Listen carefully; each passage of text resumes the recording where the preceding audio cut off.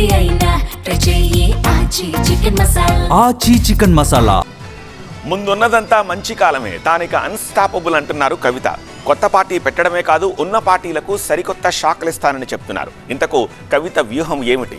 పాత పార్టీ నుంచి బడా నేతలను లాగబోతున్నారా?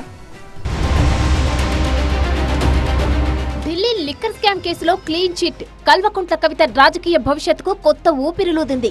ఇప్పటి వరకు రాజకీయ ప్రత్యర్థులకు ఆయుధంగా మారిన లిక్కర్ కేసును కోర్టు కొట్టివేయడంతో ఇక తనకు అన్ని మంచి రోజులే అంటున్నారు కవిత. పైనుంచి దేవుడు వరమిచ్చాడని ఇక ఎవ్వరు ఆపినా ఆగిదే లేదన్నారు. న్యాయం గెలిచింది, దేవుడు దీవిస్తున్నాడు, అర్థమవుతుంది. ప్రకృతి మమ్మల్ని సహకరించి ముందుకెళ్ళమని ఇవాళ ఆశీర్వాదం ఇచ్చినట్టు అనిపిస్తుంది. 2 monthsలో పార్టీ పెట్టబోతున్న తరుణంలో కేసు సాల్వ్ అవడం ఏంటి, ఈ తీర్పు రావడం ఏంటి? సరే, భారతీయ జనతా పార్టీ కుట్రపూరితంగా ఇంకేదో చేస్తామని వాళ్ళు మాట్లాడవచ్చు.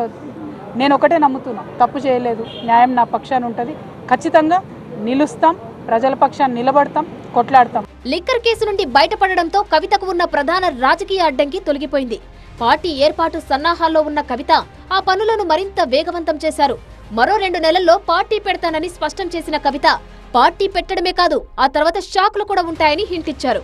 దాంతో పాత పార్టీ నుండి చాలా మందిని లాగే వ్యూహాల్లో ఆమె ఉన్నట్టు కనిపిస్తోంది. ముఖ్యంగా టికెట్ ఆశావాహులు, 2వ స్థాయి నాయకులు, మహిళా నేతలు కవితతో టచ్ లో ఉన్నారన్న లీకులు వినిపిస్తున్నాయి. తెలంగాణలో అధికార కాంగ్రెస్ పార్టీ కీలక నిర్ణయాలతో ముందుకు సాగుతుండగా ప్రతిపక్ష బీఆర్ఎస్ మళ్లీ బలపడే ప్రయత్నాల్లో ఉంది. ఈ నేపథ్యంలో కవిత కొత్త పార్టీ రాజకీయ సమీకరణాలను ప్రభావితం చేసే అవకాశం ఉందని విశ్లేషకులు చెబుతున్నారు. కవిత ఇప్పటికే బీఆర్ఎస్ టార్గెట్ గా విమర్శల దాడి చేస్తున్నారు.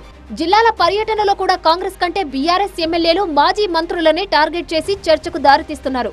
ఇప్పుడు లేటెస్ట్ గా కేటీఆర్ ట్వీట్ కు కౌంటర్ ఇచ్చి మరోసారి కారు పార్టీకి సవాల్గా మారారు. దీంతో ఇక ముందు బీఆర్ఎస్ కు ఎలాంటి షాకులు ఇస్తారోనన్న ఆసక్తి రాజకీయ వర్గాల్లో నెలకొంది.